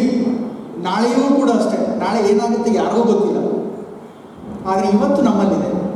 ಆ ಇರುವಂತಹ ಇವತ್ತನ್ನು ನಾವು ಸರಿಯಾಗಿ ಬಳಸ್ಕೊಂಡ್ರೆ, ಎಲ್ಲರೊಂದಿಗೆ ಸರಿಯಾಗಿ ಪ್ರೀತಿ ವಿಶ್ವಾಸದಿಂದ ಇದ್ದರೆ, ಆ ಸಮಯವನ್ನು ಸದ್ಬಳಕೆ ಮಾಡಿಕೊಂಡ್ರೆ ನಿಜವಾಗ್ಲೂ ಬರುವಂತಹ ನಾಳೆಗೆ ನಾವು ಕೊಡುವಂಥ ಒಂದು ಗೌರವ ಅಂತ ಹೇಳ್ತಾರೆ. ಸೊ ಹಾಗಾಗಿ ಎಷ್ಟು ಸಾಧ್ಯನೋ ಅಷ್ಟು ನಿಮ್ಮ ಹಿಂದಿನ ಇತಿಹಾಸವನ್ನು ಮರೆತು ಬಿಡಿ. ಅದನ್ನು ಇಟ್ಕೊಂಡು ಇವತ್ತು ಹೇಗೆ ರೂಪಿಸ್ಕೊಳ್ತೀರಾ ಮತ್ತು ಹೇಗೆ ಬಳಸ್ಕೊಳ್ತೀರಾ ಅನ್ನೋದು ಬಹಳ ಮುಖ್ಯ ಆಗುತ್ತೆ. ಹಾಗಾಗಿ ಲಿವ್ ಇನ್ ದ ಪ್ರೆಸೆಂಟ್ ಅನ್ನೋದು ಬಹಳ ಮುಖ್ಯ ಆಗುತ್ತೆ. ಅದರ ಜೊತೆಗೆ the last important rule is follow your ikigai ಅಂತ. ಇಕಿಗಾಯಿ ಅಂದರೆ ನಿಮ್ಮ ಪ್ಯಾಷನ್. ನಿಮ್ಮೆಲ್ಲರೂ ಏನು ಆಗಬೇಕು ಅಂತ ಹೊರಟಿದ್ರು, ಏನು ಮಾಡಬೇಕು ಅಂತ ಹೊರಟಿದ್ರು, ಅದು ಒಳಗಡೆ ಇದೆ ನಿಮಗೆ. ಅದು ಯಾರೂ ಹೇಳೋಕ್ಕಾಗಲ್ಲ, ಅದು ನೀವೇ ಕಂಡ್ಕೋಬೇಕು. ಅದಕ್ಕೆ ಜೀವನವನ್ನು ಒಂದು ಗೋಲ್ ಅಂತ ಹೇಳ್ತೀವಿ ಆ್ಯಕ್ಚುಲಿ. ಬಟ್ ಕೆಲವೊಬ್ರು ಏನು ಹೇಳ್ತಾರೆ ಅಂದರೆ life is it self discovering something. ನಿಮ್ಮ ಒಳಗಡೆ ಏನಿದೆ ಅಂತ ನೀವು ಕಂಡುಕೊಂಡ್ರೆ ಅದೇ ಜೀವನ ಅಂತ. ಹಾಗಾಗಿ ಇದನ್ನು ನಮ್ಮನ್ನು ನಾವು ಕಂಡುಕೊಳ್ಳುವಂಥ ಕೆಲಸಗಳು ಮಾಡಬೇಕಿರೋದು. ಬೇರೆ ಯಾರೂ ಇದಕ್ಕೆ ರೆಡಿಮೇಡಾಗಿ ನಾನೇನಾಗಬೇಕು ಅಂತ ಹೇಳೋಕ್ಕಾಗಲ್ಲ, ನಾನೇನು ಮಾಡಬೇಕು ಅಂತ ಹೇಳೋಕ್ಕಾಗಲ್ಲ. ಅದನ್ನು ಕಂಡುಕೊಳ್ಳಿ, ಅದನ್ನು ಪ್ಯಾಷನೇಟ್ ಆಗಿ ನೀವು ಇಟ್ಕೊಳ್ಳಿ. ಮುಂದಿನ ದಿನಗಳಲ್ಲಿ ಅದಕ್ಕೆ ಬೇಕಾಗುವಂತಹ ಕೆಲಸಗಳನ್ನು, ಕಾರ್ಯಗಳನ್ನು, ಸಜ್ಜುಗೊಳಿಸುವಂಥ ಕೆಲಸಗಳನ್ನು ನಿರಂತರವಾಗಿ ಮಾಡ್ತಾ ಹೋದಾಗ ನಾವು ಸುಮಾರು ದಿನಗಳವರೆಗೆ, ಸುಮಾರು ವರ್ಷಗಳವರೆಗೆ ಹ್ಯಾಪಿಯಾಗಿ ಬದುಕೋದಕ್ಕೆ ಸಾಧ್ಯ ಆಗುತ್ತೆ. ಸೊ ಇಂತಹ ಆದರ್ಶ ಮಾನದಂಡಗಳನ್ನು ಶಿಕ್ಷಕರಾದ ನಾವು ಬಳಸ್ಕೊಂಡು ವಿದ್ಯಾರ್ಥಿಗಳಿಗೆ ಹೇಳಿದ್ದಾದರೆ ವಿದ್ಯಾರ್ಥಿಗಳು ಕೂಡ ಆನಂದದಾಯಕ ಜೀವನ ಅಂದರೆ ಏನು, ಅದನ್ನು ಹ್ಯಾಕ್ ಬದುಕ್ಬೋದು ಅನ್ನುವಂಥ ಅಂಶಗಳನ್ನು ಇಟ್ಕೊಂಡು ಮುಂದೆ ಬರೆಯೋಕ್ಕಾಗುತ್ತೆ. ಈಗ ನಮ್ಗೆಲ್ಲರಿಗೂ ಗೊತ್ತಿದೆ, ಆ್ಯಕ್ಚುಲಿ ಇಂತಹ ಒಂದು ತುಮಲದ ಪರಿಸ್ಥಿತಿಯಲ್ಲಿ ಟೆಕ್ನಾಲಜಿನ ಹೆಚ್ಚಾಗಿ ಅಳವಡಿಸ್ಕೊಂಡಿದ್ದೀವಿ. ನಿರಂತರವಾಗಿ ನಾವು ಅದರಿಂದ ಹೊಡೆತಕ್ಕೊಳಗಾಗ್ತಾ ಇದ್ದೀವಿ. ಯಾಕಂದರೆ ನಮ್ಮ ಡೇಟಾ ಹೋಗ್ತಾ ಇದೆ ಕಂಟಿನ್ಯೂಸ್ ಆಗಿ. ನಮ್ಮನ್ನು ಒಬ್ಬರಿನೊಬ್ಬರು ನಂಬದೇ ಇರುವಂಥ ಪರಿಸ್ಥಿತಿಗೆ ನಾವು ಬಂದುಬಿಟ್ಟು, ಯಾಕಂದರೆ ಒಂದು ಡಿವೈಸ್ನ ನಂಬ್ತೀವಿ, ನಮ್ಮನ್ನು ನಾವು ನಂಬೋಕ್ಕೆ ತಯಾರಿಲ್ಲ. ಹಾಗಾದಾಗ ಬುದ್ಧ ಒಂದು ಕಡೆ ಹೇಳ್ತಾನೆ, ಆ್ಯಕ್ಚುಲಿ ಇರುವಂತಹ ಸುಖ ಸಂತೋಷಗಳನ್ನು ಅನುಭವಿಸಬೇಕು, ಎಸ್ ಬೇಡ ಅಂತ ಹೇಳಲ್ಲ, ಆದರೆ ಅದರ ದಾಸರಾಗಬಾರ್ದು ಅಂತ. That is what Buddha realised. Buddha ಯಾಕೆ ಇಡೀ ವಿಶ್ವಕ್ಕೆ ಗುರುವಾದ ಅಂದರೆ, ನಾವು ಎಲ್ಲಿವರೆಗೆ ಅವುಗಳನ್ನು ಬಳಕೆ ವಸ್ತುಗಳಾಗಿ ಬಳಸ್ಕೊಳ್ತೀವೋ ಇಟ್ಸ್ ಓಕೆ. ಯಾವಾಗ ಅವುಗಳಿಂದ ದಾಸ್ಯಕ್ಕೊಳಗಾಗ್ತೀವೋ ಆವಾಗ ನಾವು ಹಾಳಾಗ್ತೀವಿ. ಹಾಗಾಗಿ ಆ ದಾಸ್ಯಕ್ಕೆ ಒಳಗಾಗದೆ ಎಷ್ಟನ್ನು ಬಳಸ್ಕೋಬೇಕು ಅಷ್ಟನ್ನು ಬಳಸ್ಕೊಂಡು ಆದರ್ಶ ವ್ಯಕ್ತಿಗಳಾಗಿ ಮುಂದಿನ ಜನಾಂಗಕ್ಕೆ ಮಾದರಿಯಾದಂಥ ನಾವು ಕೆಲಸವನ್ನು ಮಾಡ್ತಾ ಮತ್ತು ಜೀವನವನ್ನು ರೂಪಿಸ್ಕೊಳ್ತಾ ಹೋದರೆ ಖಂಡಿತವಾಗಲೂ ನಾವು ಮುಂದಿನ ಜನಾಂಗಕ್ಕೂ ಒಂದು ಒಳ್ಳೆಯ ಕೀರ್ತಿ ಕೊಡುಗೆಯನ್ನು ಕೊಡೋಕ್ಕೆ ಸಾಧ್ಯತೆ ಇದೆ. ಈಗ ನಾನು ಹೇಳಿರುವಂಥ ಅಂಶಗಳನ್ನು ಎಲ್ಲಿಂದಲೋ ತಂದು ಹೇಳಿರುವಂಥದ್ದಲ್ಲ, ನೈಜವಾಗಿ ಅನುಭವಗಳ ಮುಖಾಂತರ ತಗೊಂಡಿರುವಂಥ ಒಂದು ಸಾರ. ನಮ್ಮ ಜೀವನದಲ್ಲಿ ಎಷ್ಟೆಷ್ಟು ಸಾಧ್ಯನೋ ಅಷ್ಟು ಬಳಕೆ ಮಾಡಿಕೊಂಡು ಅಳವಡಿಸ್ಕೊಂಡಿದ್ದೇ ಆಗಿದ್ರೆ ಖಂಡಿತವಾಗಲೂ ಒಂದು 100 ವರ್ಷನಾದರೂ ಬದುಕಲಿ ಅನ್ನುವಂಥ ಆಶೆ ನನಗೂ ಇದೆ. ನಾವೆಲ್ಲರೂ ಬದುಕೋಣ. ಯಾಕಂದರೆ ಜಪಾನ್ದಲ್ಲಿ ಆಲ್ರೆಡಿ 124, 125 ವರ್ಷ ಬದುಕಿದವರು ಕೂಡ ಇದ್ದಾರೆ. ಇಂತಹ ಎಲ್ಲ ಆಚರಣೆಗಳ ಮುಖಾಂತರ ನಮ್ಮನ್ನು ನಾವು ಬದಲಾವಣೆಯನ್ನು ತಂದುಕೊಂಡು ಸಮಾಜದಲ್ಲಿಯೂ ಬದಲಾವಣೆ ತಂದು ಒಂದು ಆದರ್ಶ ಸಮಾಜವನ್ನು ಕಟ್ಟೋಣ ಅನ್ನುವಂಥ ಮಾತುಗಳನ್ನು ಹೇಳ್ತಾ, ಅಂಥ ಆದರ್ಶ ಶಿಕ್ಷಕರಾಗುವಂಥ ಎಲ್ಲ ಶಕ್ತಿ ಸಾಮರ್ಥ್ಯ ನಿಮ್ಮೆಲ್ಲರ ಹತ್ರ ಇದೆ. ಎಲ್ಲರಿಂದ ಕಲೀರಿ, ಎಲ್ಲರೊಳಗೆ ಒಂದಾಗಿ, ಎಲ್ಲರನ್ನ ಪ್ರೀತಿಸಿ, ಆವಾಗ ಮಾತ್ರ ನಾವು ಒಳ್ಳೆಯ ಶಿಕ್ಷಕರಾಗೋ ಸಾಧ್ಯತೆ ಇದೆ ಅನ್ನುವಂಥ ಮಾತುಗಳನ್ನು ಹೇಳ್ತಾ ನಿಮ್ಮೆಲ್ಲರಿಗೆ ಮತ್ತೊಮ್ಮೆ ಶಿಕ್ಷಕರ ದಿನಾಚರಣೆ ಶುಭಾಶಯಗಳನ್ನು ತಿಳಿಸ್ತಾ ನನ್ನ ಮಾತಿಗೆ ವಿರಾಮ.